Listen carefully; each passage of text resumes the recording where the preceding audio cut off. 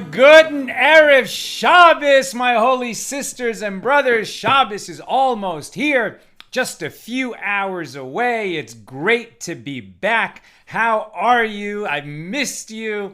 There's a lot to cover today, as you can imagine. I've been away for a week. It was really wonderful to spend some time with the kids, some extended quality time in the mountains.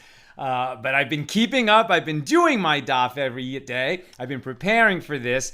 But of course, there's just so much material in 1 week's worth of pages. We're not going to be able to do any single one of these pages total justice. Hopefully, you kept up your reading while I was gone. I'm going to be covering some important highlights from this past week, from pages 56 through 62. Pages 56 through 62. So essentially 7 pages. Let's light up the darkness.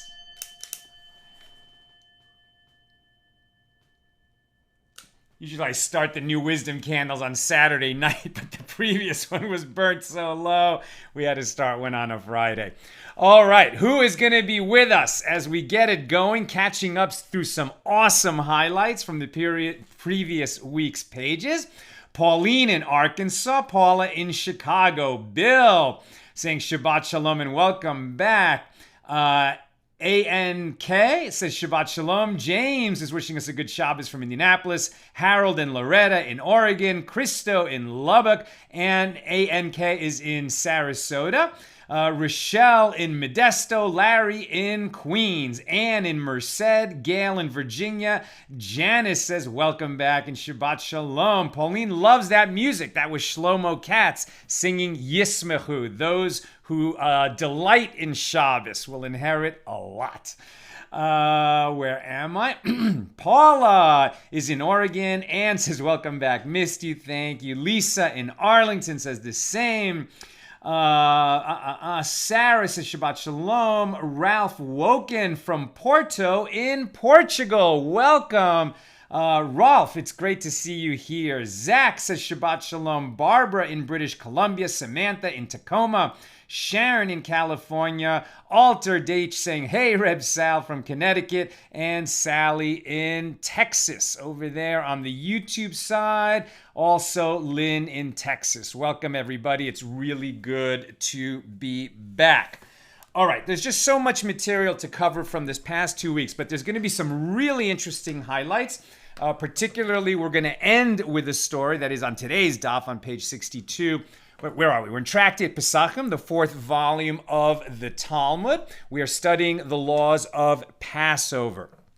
We're actually going to finish the first half of this tractate, of Tractate Pesachim, and go into the second half as we open chapter 5, meaning we've been studying basically the laws of the festival of matzah, right? And what removing chametz from our homes and when we remove it and how we remove it, what kind of matzah, special rules of the matzah. And now we're going to be talking a little bit more about Passover, the way it was celebrated in ancient times when the temple was standing and we could bring the Korban Pesach, the Paschal lamb, or a kid of the goats, when we could actually make that sacrifice in Jerusalem and eat it, and what that was like. So there's a lot of beautiful historicity in these laws. As we get into that second part and open chapter 5, we're going to have a couple of things that are of great interest. One is a question that comes up a lot. May we as Jews invite a non-Jew to share the Passover seder with us? There's actually a lot of misconceptions about that question, and we will be discussing it. And we'll be finishing today with a very colorful incident in which a great sage was scolded for presuming to think that he might be as brilliant as Beruria, the great sage herself, the wife of Rabbi Meir. So we'll be finishing with that incident. All right, let's go back to page 56. Like I said, we're going to be doing some highlights from this week that I was away. One thing, however, that I've made it a habit to do is to never skip a Mishna. right? So generally speaking, the Talmud, the way that it's arranged, besides the subjects of the various tractates, within a tractate, generally we always begin with a Mishna. All right, so that's a teaching that was from a set of teachings compiled, finally set down from the oral tradition that were set down in writing around the year 200 of the Common Era.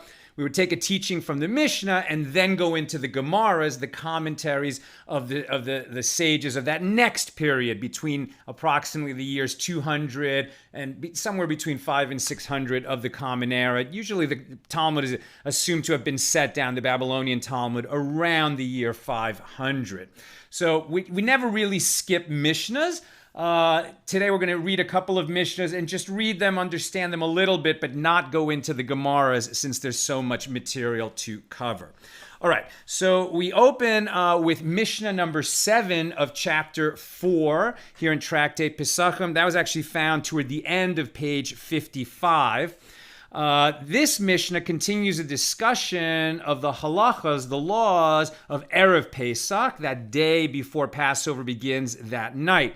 One may place, and remember that the basic idea that there was a bit of a discrepancy. The sages said that in the afternoon of Erev Pesach, one may no longer do work in the same way that we don't do work on Shabbos or on Yom Tov. It's not the holiday yet, but because we're busy with the work of preparing for Passover, particularly when the temple was standing and we could bring the Korban Pesach, no work in the afternoon. However, in terms of doing work in the morning, different communities had different traditions, and we spent a lot of time talking about the power of custom and how we follow customs that are local to a community that acquire the force of law over time. So here's a couple more of those kinds of laws.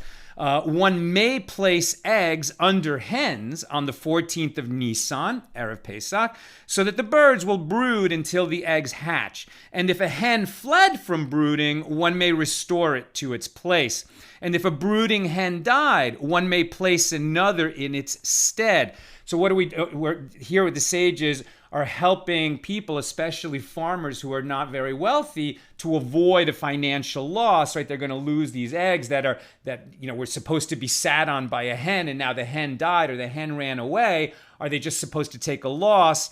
This is not really laborious work of replacing the hen.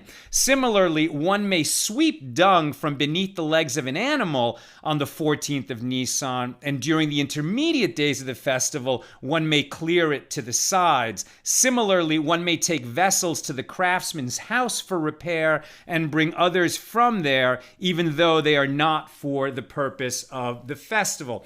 And that's about all we're going to say about that Mishnah number 7, except to say that this idea of how are Yom Tovim, how are holidays different from Shabbos? So on Shabbos, there are 39 categories of forbidden labor, the work of the week that we cannot do on Shabbos when we rest.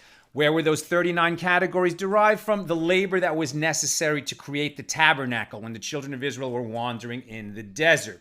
So on a festival, like the first 2 days of Passover outside the land of Israel, or the first day of Passover in the land of Israel, or Shavuos, or the beginning of Sukkot, not the intermediate days on which certain kinds of work certainly can be performed, but when you're talking about an actual holiday or a Rosh Hashanah, right? So there you cannot do labor just like on Shabbos, except that you can prepare food. Right? You can cook food to eat on the festivals. You cannot cook food to eat on Shabbos. As we'll see, that law is going to be very instrumental in answering the question, may we invite non-Jews to our Passover seder? But this idea of, yes, you can cook on a festival, but you can only cook the food that you're going to eat on that festival and not for the needs of something that's going to happen after the festival. Very important principle that we see here as well. Then we go to the 8th Mishnah of chapter 4, and this is going to close our discussion of chapter 4. So the Mishnah continues the discussion of the halachas, the laws of Erev Pesach, of Passover Eve, along with other local customs. 6 actions were performed by the Jewish residents of Jericho, contrary to the common practice. With regard to 3 of these practices, the sages reprimanded them. So the locals kind of veered off the path of what was permissible according to the sages. And so on 3 of these things, the sages said, you've gone too far. But 3 of these local practices that were different from Jewish communities elsewhere, the sages allowed it. So what were they? And these are the ones with regard to which the sages did not reprimand the residents of Jericho. The residents of Jericho would graft palm trees the entire day on the 14th of Nisan, and they would bundle Shema. We're going to learn in a moment what that means. So in other words, they recited the Shema prayer in a manner that was different than other Jewish communities, but the sages did not reprimand them, as explained in the Gemara, and they would harvest and pile grain before the Omer offering was brought. And these are the ones with regard to which the sages did reprimand the people of Jericho. They would permit the use of consecrated branches of carob and sycamore trees. And this refers to trees whose branches were cut and consecrated for temple upkeep, which subsequently sprouted new branches. So the idea there is if you had a tree and you cut it down, or you cut off all its branches, which you have consecrated, you're going to use the value of those branches for the upkeep of the temple. In other words, for the communal sacrifices and services performed by the priests in the temple. In other words, you're giving the value of those branches to the Jewish community. And then these stumps would grow new branches. And so are those consecrated is their value given to the Jewish community, as represented by the temple in Jerusalem or not? That's the question. The people would use those branches, and the sages said, no, those new growths would be consecrated. Secondly, what the sages reprimanded them for is that they would eat fallen fruit from beneath palm trees that shed fruit that had fallen on Shabbos, right? So if fruit drops on Shabbos, you certainly can't cut down fruit on a tree. That's considered harvesting, and it's prohibited on Shabbos. What if the fruit just drops? But it dropped on Shabbos. So the problem there is that this fruit, which was now not on a tree, but when Shabbos began, it was on a tree. So it wasn't prepared for use on Shabbos. They would eat it, the sages said no.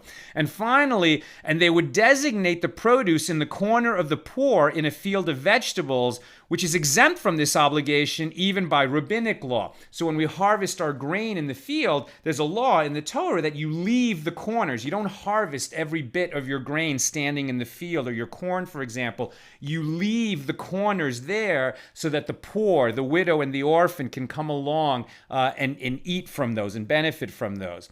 But that doesn't apply to vegetables growing in a vegetable patch, as the sages will explain later in this Gemara, although we won't cover it today.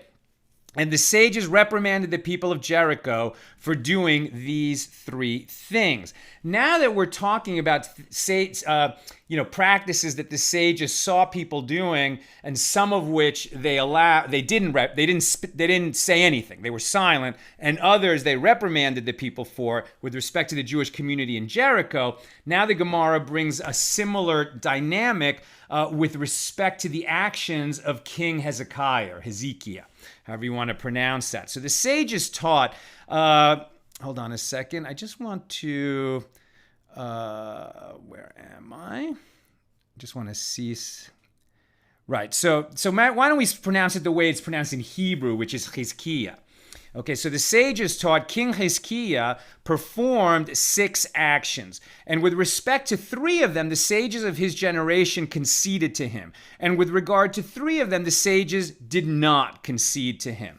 So due to King Chizkiya's father's wickedness, he dragged the bones of his father, Ahaz, on a bier of ropes and did not afford him the respect due to a king, and the sages conceded to him. So King Chizkiya was a righteous king, a very righteous king, who inherited the throne from a father who was a terrible king, in that he led the people to commit idolatry and led them away from a Torah life.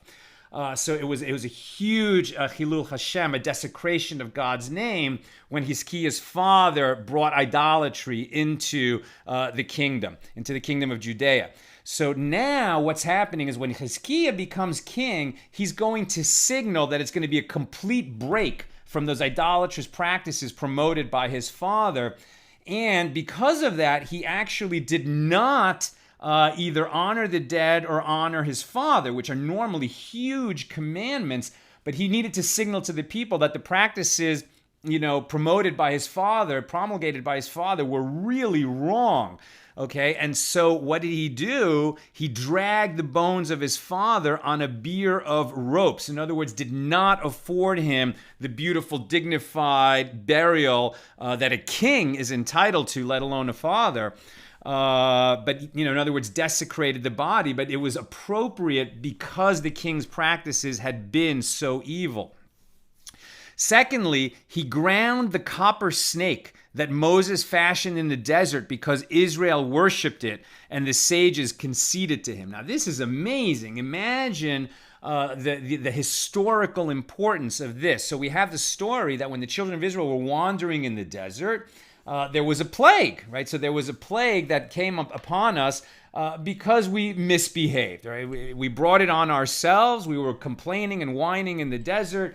And that it wasn't enough, and that we want meat, and that we don't have meat, and that we had in Egypt, and etc. There were many times the children of Israel were whining in the desert and giving Moses all kinds of trouble, and we were punished various times for that kind of behavior. Sometimes violating Shabbos, sometimes it wasn't so much idolatry in the desert, other than the golden calf incident. But it was certainly enough to anger God. So a plague was sent to the children of Israel, and then God said to Moses, fashion this copper snake, and then the people who look at it will be healed from that plague. It's a very unusual incident. We could talk more about that at another time, actually.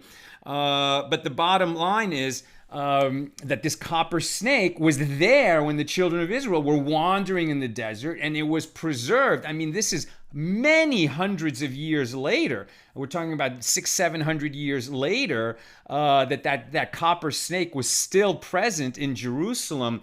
But the problem is, it was only a tool, right? It was actually like a medical healing tool that God told Moses to have, so that people would be spared from this plague. Imagine if it was like a vaccine for the plague, as it were.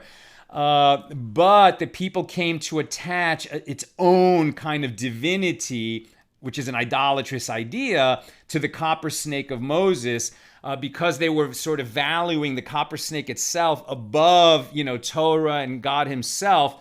The king said, enough with this thing. People are worshiping the copper snake. We have to get rid of it. And the sages agreed with that, even though it just had so much historical importance. And also, Chizkiya suppressed the Book of Cures, and they conceded to him. What was the Book of Cures? Commentary on the Mishna. In his commentary on the Mishna, the Rambam provides a lengthy explanation of this statement. While this book included remedies for specific times or circumstances, the use of this information led the Jews to engage in idolatry, and that's why he did away with it. However, with regard to three actions, the sages did not concede to King Chizkiya. He cut off the doors of the sanctuary and sent them to the king of Assyria, and they did not concede to him because he thereby demeaned the temple. Right, so the king of Assyria had already come and completely decimated the northern kingdom of Israel. That was the end of the kingdom of Israel. But there had been that civil war after Solomon's time, when his son was such a weak king that the kingdom split in two. The northern kingdom was lost, and that's when we talk about the lost tribes of Israel. It was the northern kingdom. The southern kingdom, which was Judea, which contained Jerusalem, was still intact, but it had nowhere near the strength that it had in Solomon's time. And so, Chizkiya had to appease that neighboring king, and he sent them the doors of the sanctuary. The sages said, well, you should have found something different to send to him. Also, he sealed the waters of the upper Gihon stream, diverting its water into the city by means of a tunnel, and they did not concede to him because he harmed the local populace in the process, and he should have relied upon God. In other words, a war was coming, and King Chizkiya dug this tunnel that would enable the residents inside the city to have water to drink, because the water had been diverted inside the walls of Jerusalem, as it were. But of course, what that meant was that the people stuck outside the walls would not have water, and it's like he just had to concede part of an area in order to save the ones within the enclosed area. Now that tunnel, King Chizkiya's tunnel in Jerusalem, it's still there, and you can walk it. And Nina and I and the kids did that. God, it seems like just in another age, but it was the summer of 2019 before the pandemic when we were in Jerusalem on a very hot day, and God willing, things normalize again soon, and we can travel and we can go to Israel. In fact, Nina and I are talking about we'd love to organize an Accidental Talmudist trip. We tried that once before. It didn't quite work out, but the time I think will be ripe again once we all start traveling. And we're thinking about how we can make that trip sort of as affordable as possible. What I'm thinking is it'll be 2 weekends in Jerusalem and day trips in between. And if you can't afford to come for the whole 9 days, you could come for some of the days, which could make it a lot more affordable for some people. But at any rate, one thing we'll definitely do with God's help if we do that trip is walk Chizkiya's tunnel. It's an incredible experience. I didn't know how long the tunnel was. I just heard, okay, we're going to walk in this water tunnel. And you do it on a hot day. You're literally walking in water. You wear flip-flops. The water is up to about the level of your knees. And you're in a cave where you can reach out and touch the sides of the cave, and it is pitch black. People, use the light on their phones, or they have a head-mounted flashlight or something. But to really have the experience, you turn off the lights and you're walking in pitch darkness. So I thought, oh, well, how long is this going to be? Maybe we'll be walking for 1, 2, maybe even 3 minutes. It goes on and on and on. I think the tunnel is something like 600 meters long. And you're walking in that pitch black in the water. It's refreshing. It's cool. It's not cold. But, for over half an hour, I'm not good in small spaces at all, in dark spaces. I did not freak out. You just have to know what you're getting in for, and then it's amazing. And that's the tunnel that we're talking about here on this page in the Talmud, on the Daf, King Chizkiya's tunnel. And the sages said to him, you should not have dug this tunnel. The tunnel isn't the problem, but diverting the water away and relying on that in a time of war, they didn't like it. You can argue the point. You could certainly argue the point. And finally, they did not approve when he intercalated the year, delaying the advent of the month of Nisan during Nisan, and they did not concede to him on that. The Gemara explains that he declared the first of Nisan to be the 30th of Adar, and only then intercalated the year. So that had effects on the calendar, and they had various reasons for disapproving. With respect to what the Mishna said, that the residents of Jericho, the Jewish community of Jericho, bundled the Shema. What does that mean? We learned in the Mishnah that the residents of Jericho would bundle the Shema, right? And so that was one of the things for which the sages did not reprimand the citizens of Jericho. So what does it mean to bundle the Shema? How did they do so? Rabbi Yehuda said that they recited Shema Yisrael, Adonai Eloheinu, Adonai Echad. Hear Israel, the Lord is our God, the Lord is one. That's Deuteronomy 6:4. That's the fundamental statement of belief in the one God that is in the Torah. And when they would say it, they would not pause between words. Now, the sages didn't reprimand them, but we don't do that. That is actually the wrong way to say the Shema. When reciting the Shema, one should be careful to pause between the words. In other words, to finish a word, have at least an instant of silence before saying the next word. In other words, clearly enunciating each word of the Shema. Rava said they would pause between words, but instead of reciting this verse in the proper manner, that which I command you today shall be in your heart, that's the paragraph which follows, pausing after the word today, they would say, today shall be on your heart, inferring today it will be on your heart and tomorrow it will not be on your heart. The sages taught in the Tosefta. How would they bundle the Shema? They recited, "Hear Israel, the Lord is our God, the Lord is one," without pausing. So this agrees with what Rabbi Yehuda said. And this is this, but here it says in the Tosefta that this is the statement of Rabbi Meir. And Rabbi Yehuda says they paused, but they would not recite, "Blessed be the name of his glorious kingdom forever," which we always say. When we say the Shema, we say it out loud, and then we say, "Baruch Shem Kavod Malchuso Leolam Va'ed." Blessed be the name of his glorious kingdom forever. And we always whisper that, except at Yom Kippur when we say it out loud in the manner of the angels.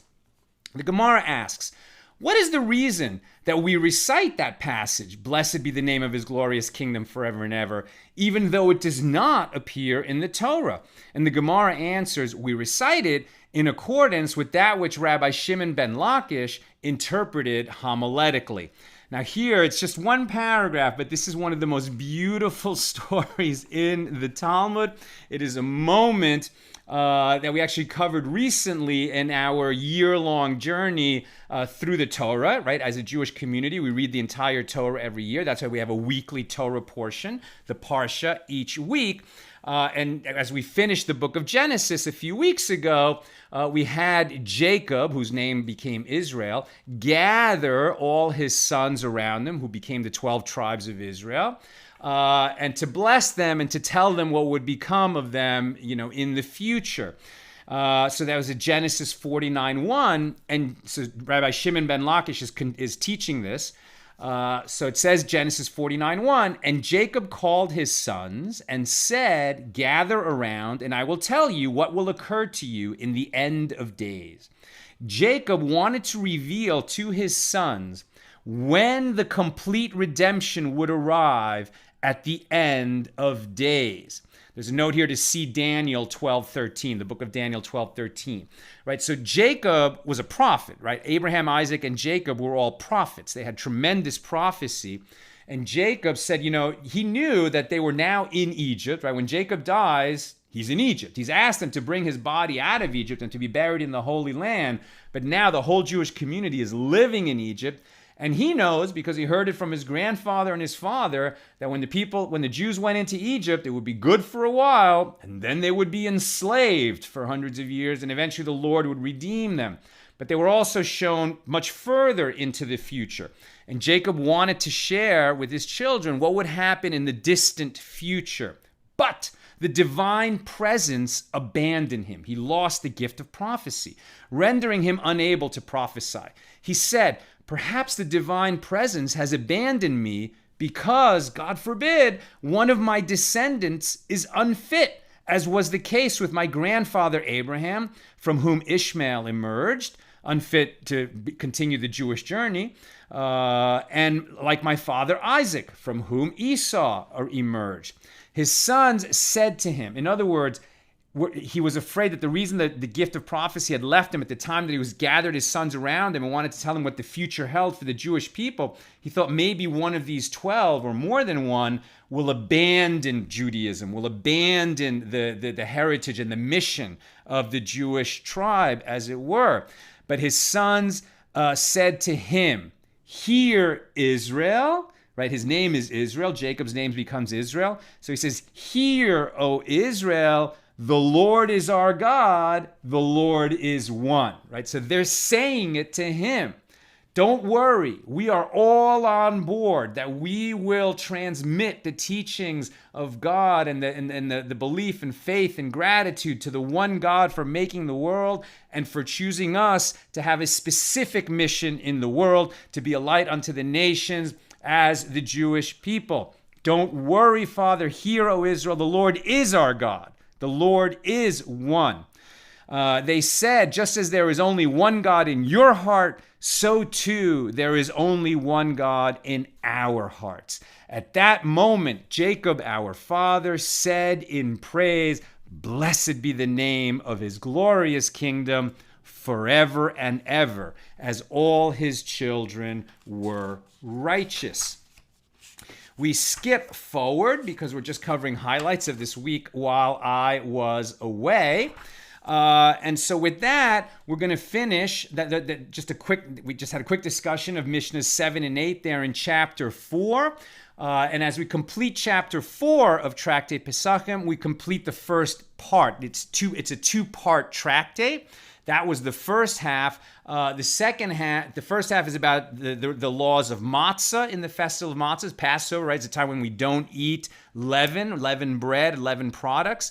We remove them from our homes, we remove the chametz, and we eat only matzah, and there's a lot of laws about that, and that was the principal focus of the first half of the tractate. Now we move into the second half of the tractate, which has more to do with the laws of the Paschal lamb or the Paschal kid from the goats, and bringing that offering in Jerusalem when the temple is standing. We can no longer do that, and that's why most Jews around the world do not eat lamb or goat at Passover, because we can't do that properly the way we did when the temple was standing and we could bring that offering in Jerusalem. Now that we can't bring the offering, what do we do instead? We study the laws of how we would bring it if we could bring it, and how we brought it when we could bring it. Just to finish chapter 4, let's just recall that the main discussion of the chapter concerned the case of a person who travels from a place where one custom is observed to a place where there's a different custom, and the Gemara explained that in such a case, a person should act in accordance with the stringencies of both customs, right, of the place where he came from and the place that he is visiting. This principle applies not just to the specific case of labor on Erev Pesach, but it is true for all customs. The acceptance of a custom is considered akin to taking a vow upon it. Therefore, customs observed by a whole locale have particular force, like a public vow that cannot easily be revoked. For this reason, as long as a person identifies himself as a resident of that locale, he is fully bound by its customs. However, for the same reason, a person is not technically bound by the customs observed in a place where he is only visiting.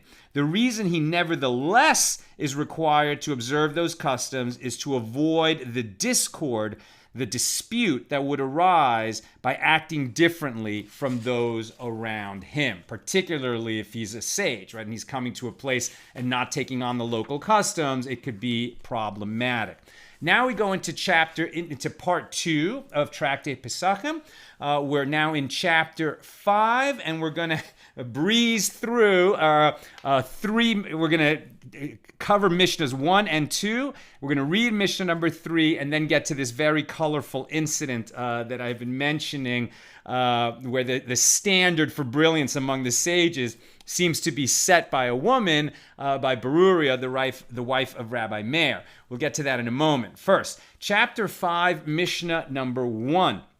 The daily afternoon offering is slaughtered at 8.5 hours of the day. So we're going to be talking about bringing the Korban Pesach, the Passover offering, right? So on the afternoon of the 14th of Nisan, Passover begins that night on the 15th of the Hebrew month of Nisan. That afternoon, the people who were going to be in Jerusalem and who were registered, meaning that they had signed up and were part of a particular lamb or kid that was going to be slaughtered that afternoon, and then it would be roasted whole and they would eat it that night, and there's no leftovers, no Tupperware, whatever doesn't get eaten that night needs to be burned the next morning.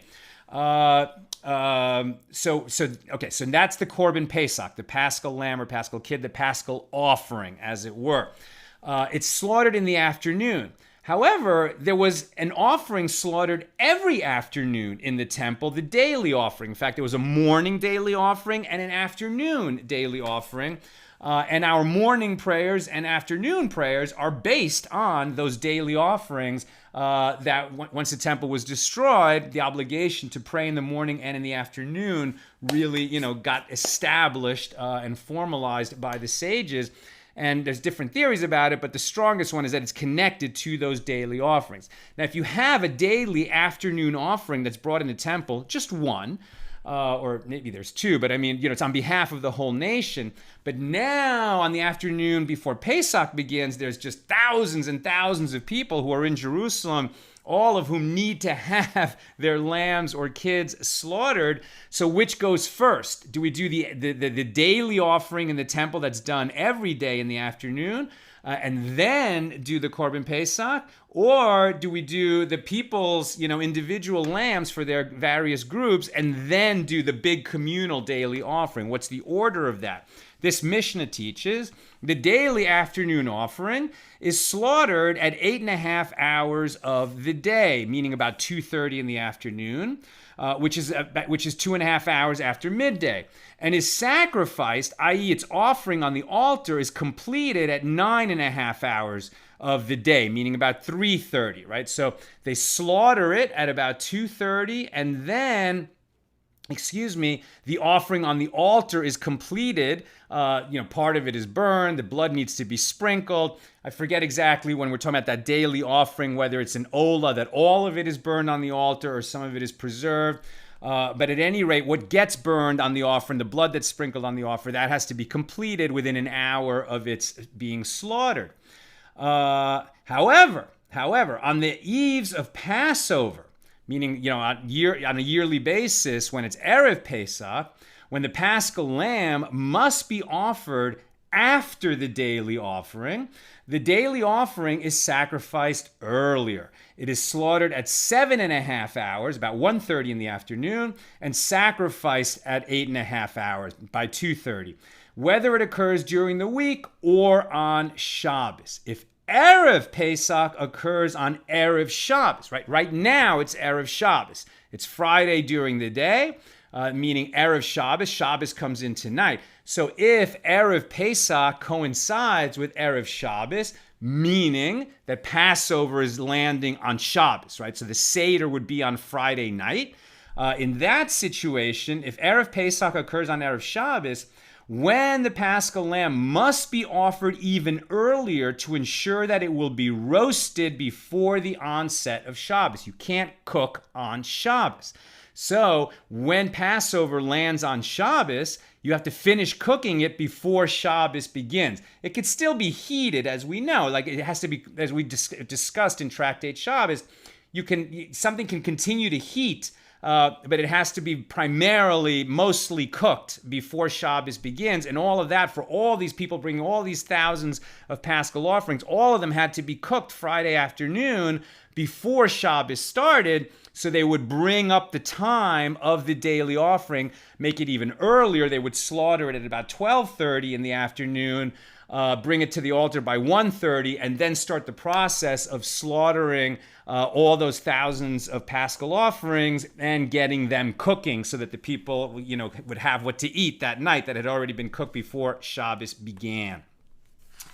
Then there's going to be a discussion of, is it written in the Torah what time the afternoon offering is supposed to be brought? And then there's a limit on how much adjusting you can do.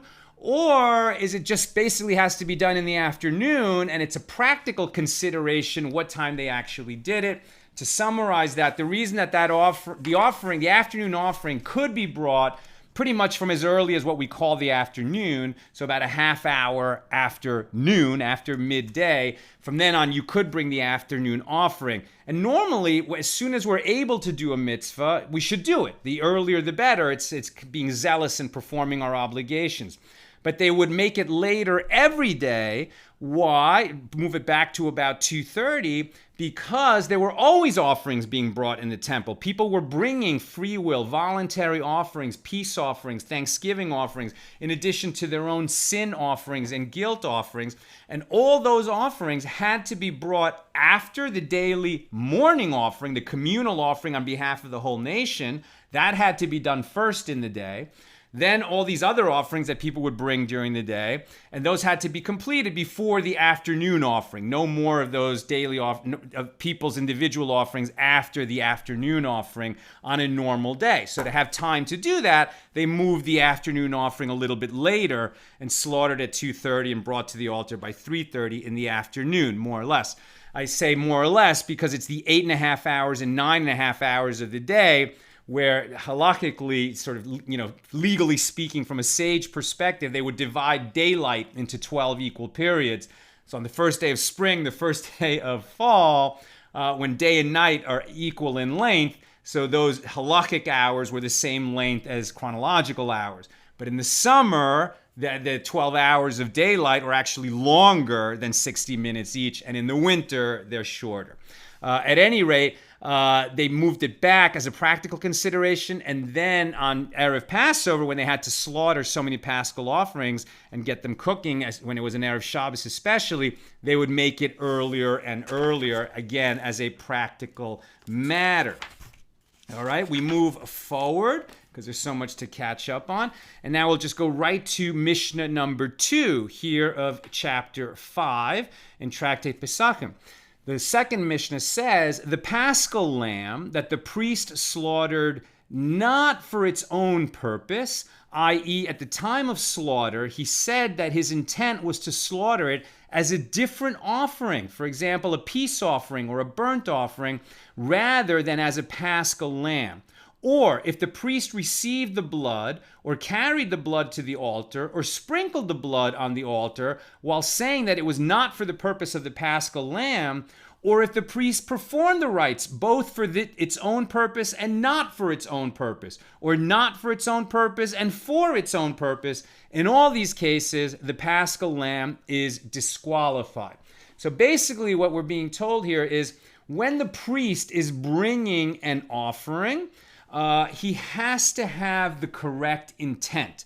If he's thinking at the time that he slaughters the lamb that he's going to eat it beyond the time of when that lamb is permissible to be eaten, then from the outset that offering is disqualified. The priest had to maintain a very careful concentration and be sure that they had their mind on the job.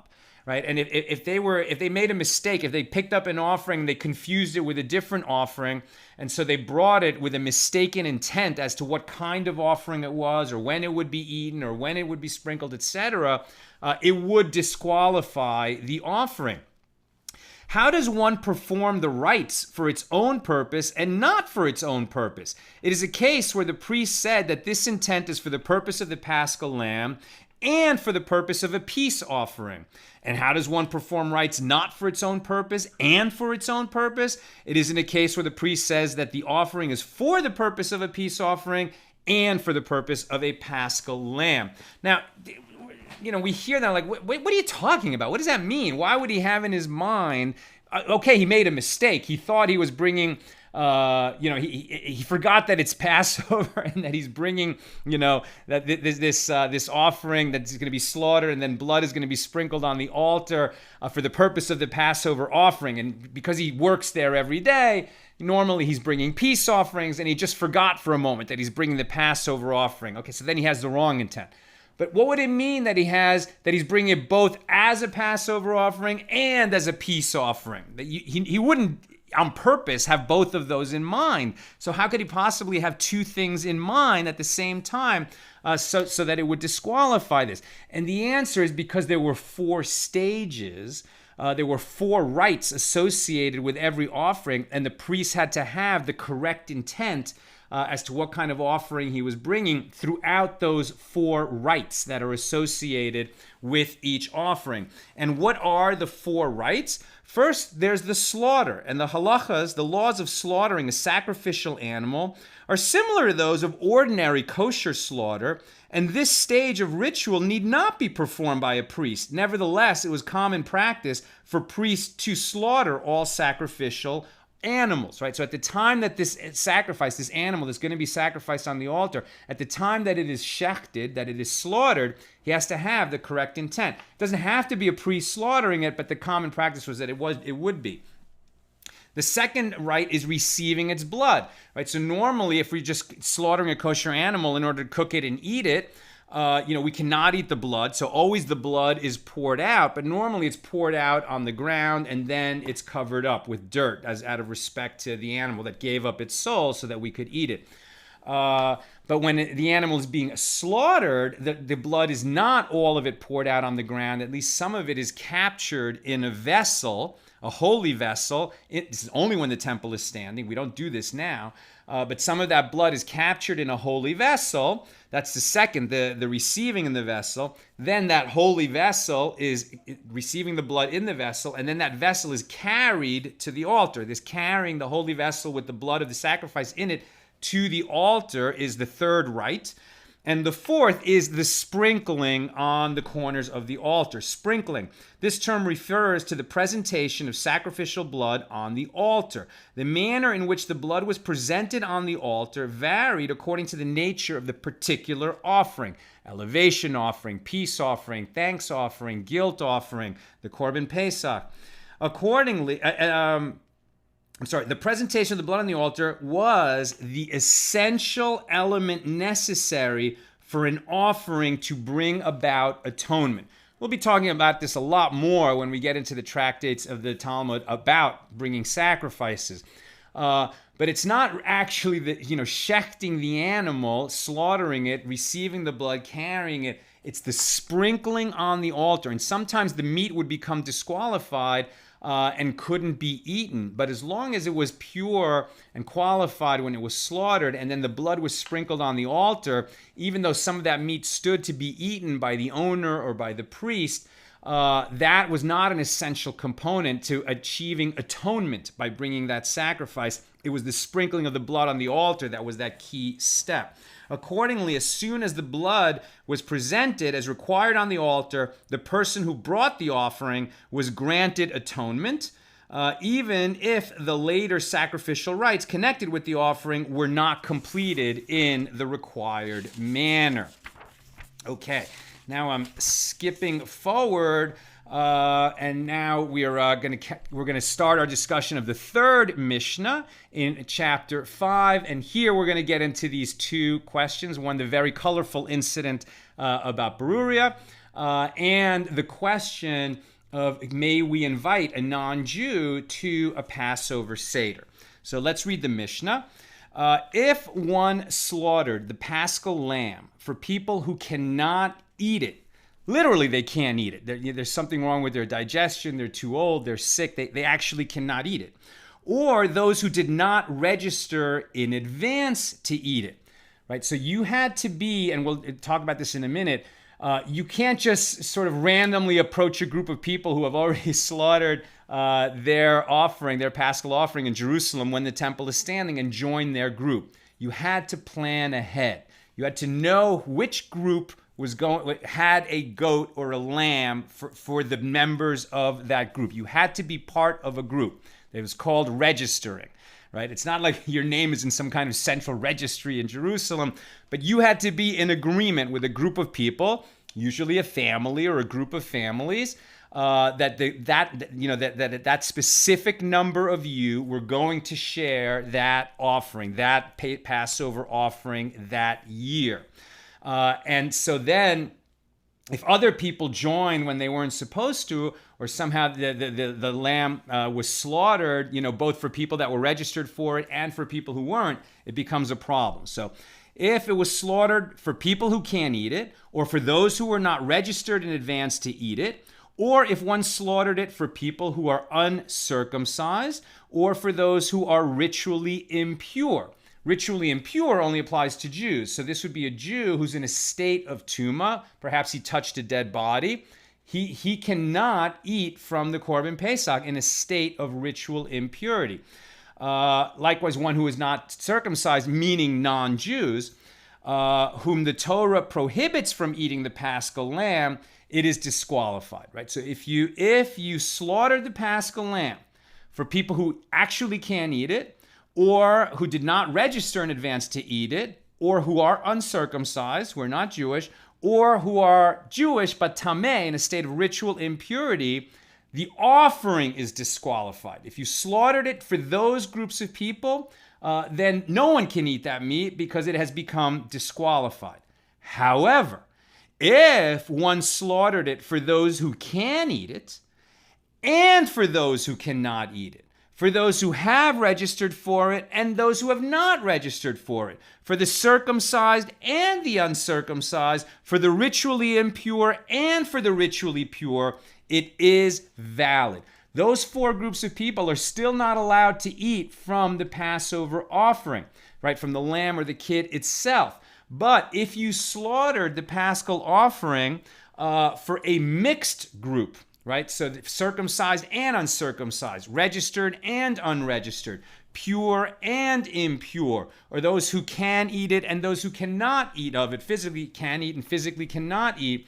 If it's a mixed group, then you have not disqualified the offering itself. And the ones who are permitted to eat of it remain permitted to eat of it because it did not become disqualified, even though there were those who were prohibited to eat from it included in your group at the time that you slaughtered the Paschal offering. If one slaughtered the Paschal lamb before midday, it is disqualified because the Torah says you must slaughter it in the afternoon of the 14th of Nisan, not in the morning. As it is stated, and the whole assembly of the congregation of Israel shall slaughter it in the afternoon. That's Exodus 12:6. If he slaughtered it before the daily afternoon offering, it is valid. You're supposed to do it after, but doing it before doesn't disqualify it, as long as another person stirs its blood in order to prevent it from congealing until the blood of the daily offering is sprinkled, right? It's the sprinkling of the blood on the altar is the key rite in bringing any offering. So you can slaughter your Paschal offering before the daily offering, but you can't sprinkle its blood on the altar before the sprinkling of the blood of the daily offering, daily every day of the year. So you have to hold that blood back. You'd have to keep stirring it so that it wouldn't congeal and become disqualified physically. And then you could sprinkle it on the altar after that of the daily offering. Now we get into the Gemara on that Mishnah. The sages taught in the Tosefta. How so the case of slaughtering the Paschal lamb for those who cannot eat it? Well, that is a case of one who slaughtered it for the sake of a sick person or for the sake of an old person who is unable to eat even an olive-sized portion of the Paschal lamb. If they cannot eat it, you should not slaughter it on their behalf because they can't eat it. Right? So eating the Korban Pesach is an essential part of the ritual of bringing the Korban Pesach. You have to be able to eat it. How so the case of slaughtering the Paschal lamb for those who did not register for it?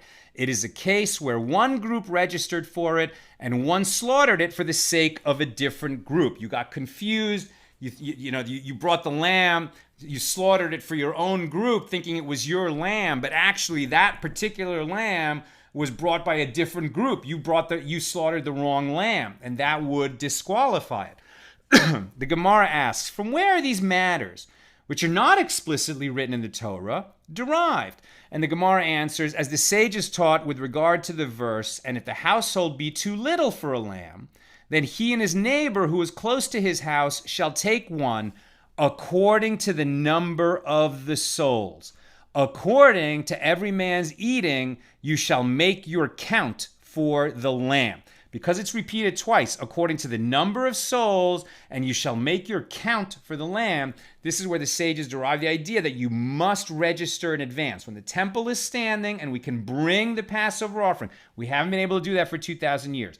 But when the third temple comes and we will be able to bring the Passover offering, then you have to have a group of people and a lamb specifically for that group, or like I said, a young goat.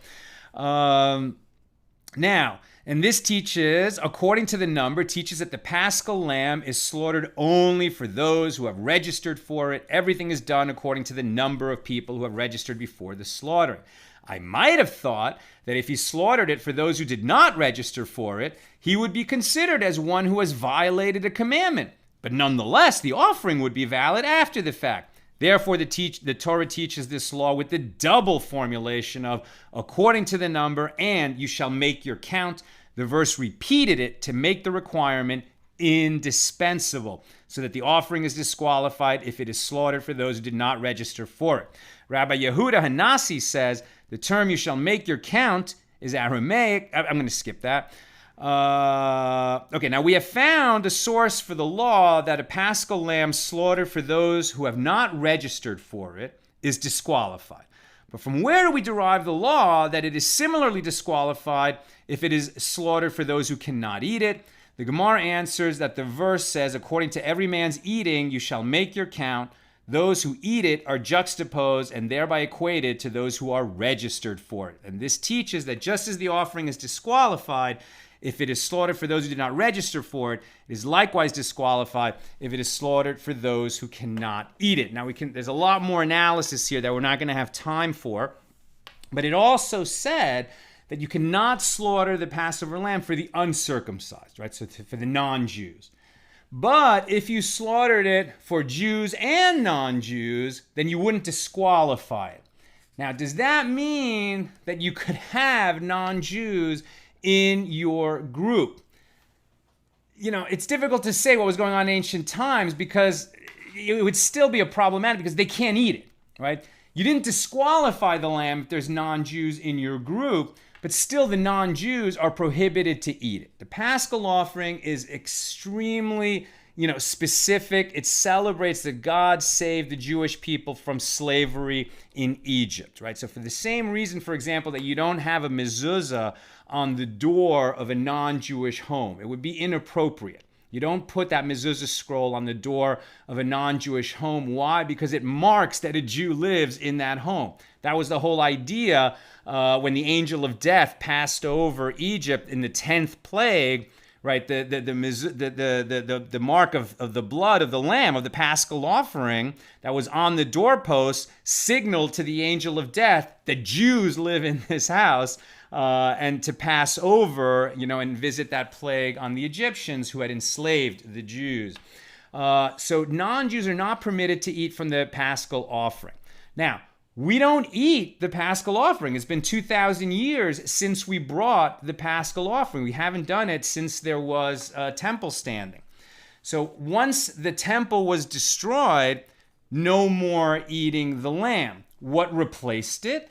So we would have, the sandwich that we eat, essentially, the matzah, which we are commanded to eat on the first day of Passover. We're commanded to eat matzah, and we would eat it with bitter herb together, and we would remember that when the temple was standing, we ate from the lamb. Now, it is a halacha, it's a rabbinic prohibition that we do not invite non-Jews to a seder. Now, I know that there's many Jews in the world that do invite non-Jews to their seder, but that's not according to traditional Jewish law.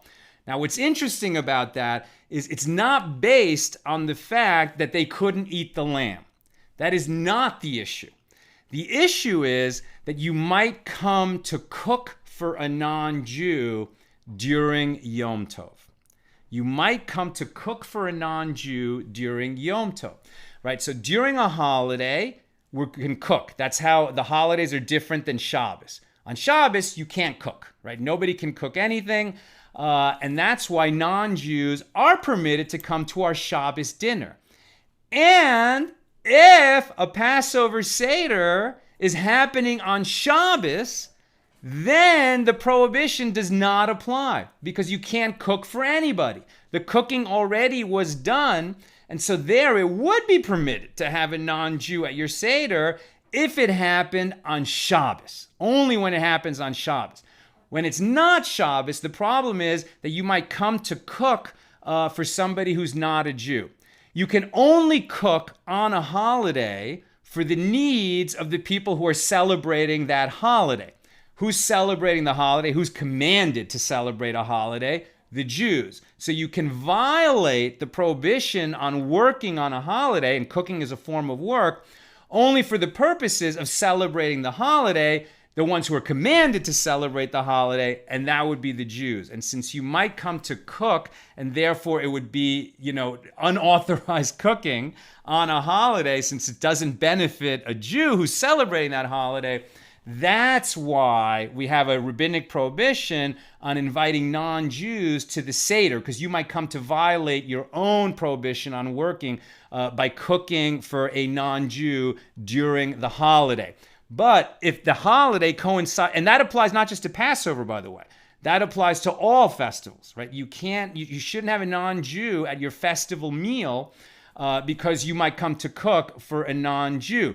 But if any festival, Passover included, falls on Shabbos, then that restriction does not apply. So that's actually, it's a pretty common question, and there's a lot of misconceptions about how that works. And there's a good explanation of it on the Chabad website.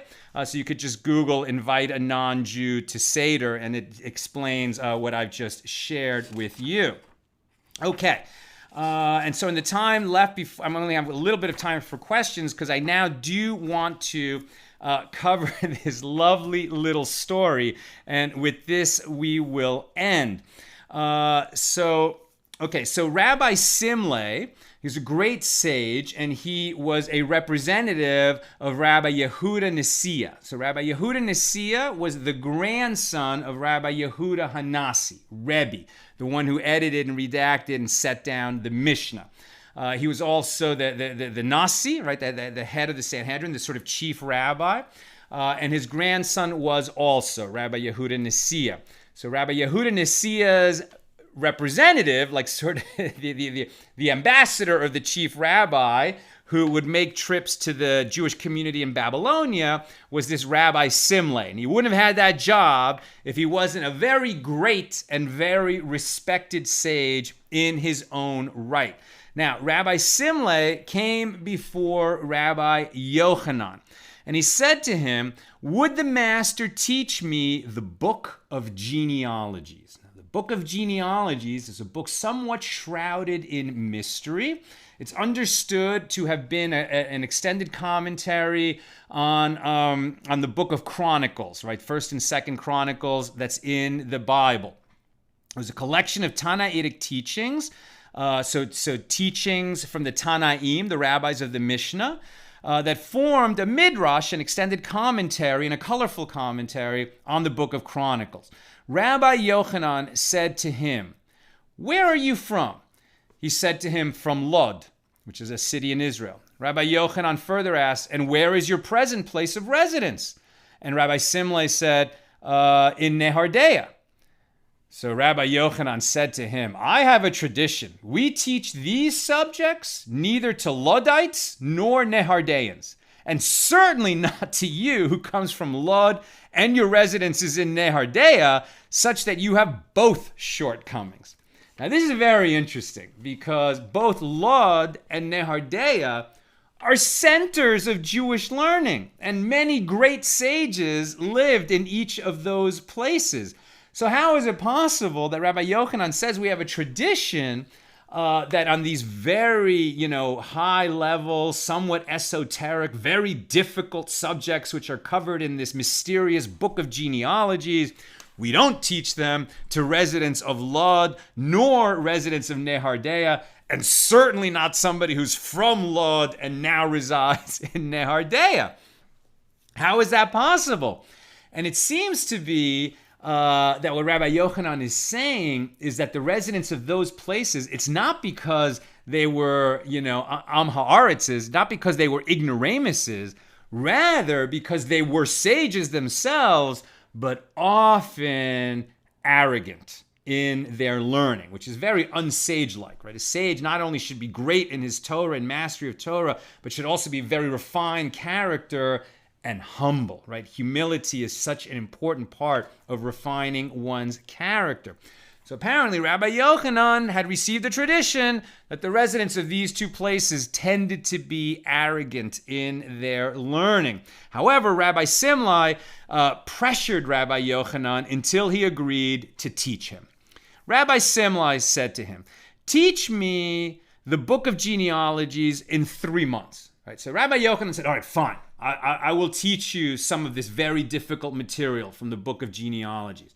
Rabbi Simlai said, I go on missions for Rabbi Yehuda Nasiya. I have a lot of work to do. I can't just stay with you, indefinitely. I can't stay here for a year or more. I've got 3 months. So please teach me this book in the 3 months that I can spend with you. Rabbi Yochanan took a clod of dirt, threw it at him, and said, "Beruria, the wife of Rabbi Meir, and the daughter of Rabbi Hananiah ben Teradion," these are great, Rabbi Meir we've covered many, many times, and Rabbi Hananiah ben Teradion, an incredible sage and one of the 10 martyrs who was killed by the Romans because he was transmitting Torah. Now, Beruria, Rabbi Meir's wife, was so sharp And she had such a good memory that she learned 300 halachos, 300 laws in one day from 300 sages. And nonetheless, she did not fulfill her responsibility to properly learn the Book of Genealogies in 3 years. So Rabbi Yochanan is telling us that the standard for brilliance in learning, right? If you're going to give an example of who's the standard of brilliance, think of how many sages are listed in the Talmud, but he doesn't point to any of them. He points to Beruria, Rabbi Meir's wife, who was considered a sage in her own right, and she was such a big genius that she could learn 300 laws in one day from 300 different teachers, and meaning not just hear them, learn them. Nevertheless, when she attempted to learn the Book of Genealogies, it took her 3 years to properly learn that book. And now you, Rabbi Simlay, come to me and tell me you want to learn that book in 3 months? Are you crazy?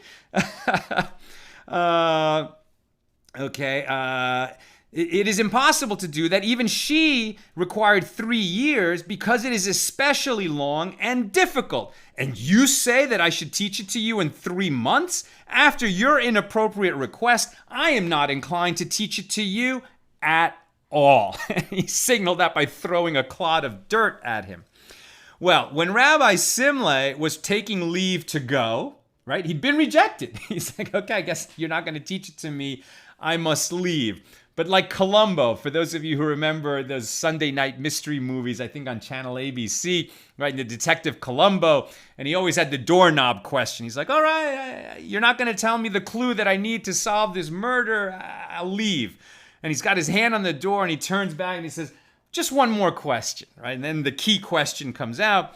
And so when Rabbi Simlay was taking leave to go, he said to Rabbi Yochanan, even so, my teacher, as I've already come, let me ask you a question. What is the difference between one who offers a Paschal lamb both for its own purpose and for a different purpose, in which case the offering is disqualified, and one who offers a sacrifice with the intent that it be for both those who can eat it and those who are not permitted to eat of it, which does not disqualify it?